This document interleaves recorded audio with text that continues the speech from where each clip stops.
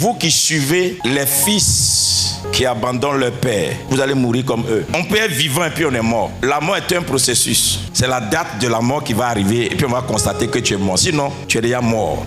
L'histoire de la Bible n'est pas l'histoire des chrétiens. C'est l'histoire entre un père et un fils. L'évangile existe pour un père et un fils. Et si dans la relation d'un père et un fils, il y a quelque chose qui se passe, c'est qu'il y a mort. On ramène toujours un fils perdu au père, mais on ne suit pas un fils perdu. Un fils a besoin de ce que je vais dire aujourd'hui. Mais s'il n'a pas ce père, il est mort. Notre génération, votre génération, a une confusion dans la tête. Votre confusion, c'est il faut que je fasse beaucoup d'impact. Mais tu fais l'impact avec qui? Jésus n'a jamais impacté le monde seul. Il a impacté le monde avec son Père. Il n'a pas fait son œuvre, mais il a fait l'œuvre de son Père. Il n'a pas prêché son message, il a prêché le message de son Père. Il n'a pas construit son royaume, il a construit le royaume de son père. Il n'a pas eu sa maison, il a pris tout ce qu'il a gagné pour aller dans la maison de son père. Un fils qui a une vision en dehors de son père n'a pas le droit à l'héritage. Ce n'est pas tous les enfants qui sortent d'un père qui prennent l'héritage. Ismaël est sorti d'Abraham, mais il a eu des bénédictions. Mais Isaac a eu la promesse. Parce qu'il y a des gens qui soutiennent la rébellion.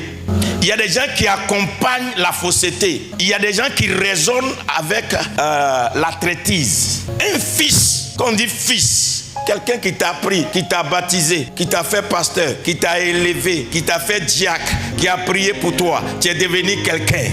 Si tu t'élèves contre la personne, tu t'es élevé contre ta vie. Si tu suis un fils rebelle, tu t'en vas à la mort avec lui. Si tu te caches, tu aides un fils rebelle, c'est que tu es en train de mourir avec lui.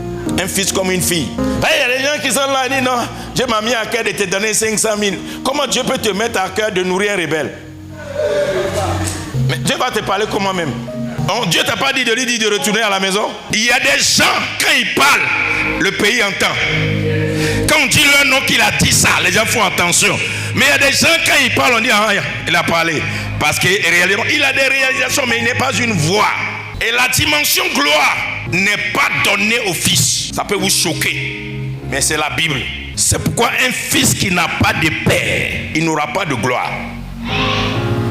Car la Bible dit, les fils marchent dans la gloire de leur père. Les fils marchent dans la gloire de leur père. Et si tu n'as pas de père, tu n'as pas de gloire.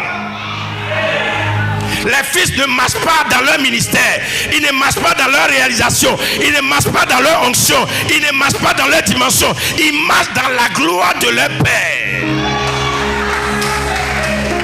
Ma Bible me dit, quand Jésus est ressuscité, Marie voulait toucher Jésus. Et Jésus dit à Marie, ne me touche pas, laisse-moi monter vers le Père afin qu'il me glorifie avant que je ne rentre dans ce que je dois faire.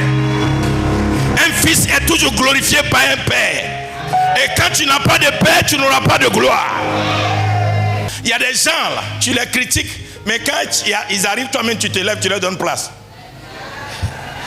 Son homme déjà te dit que s'il parle sur toi, quelque chose va t'arriver, puis tu te déplaces. Pourtant, quand il n'est pas là, tu le critiques. Ça veut dire qu'il atteint la dimension gloire et on ne peut que lui céder sa place de gloire. Je vais parler à plusieurs personnes ce soir. Il y a quelque chose qui doit arriver dans ta vie. Tu dois être plus collé à l'œuvre de ton Père. La Bible dit que c'est l'œuvre de ton Père qui te quoi?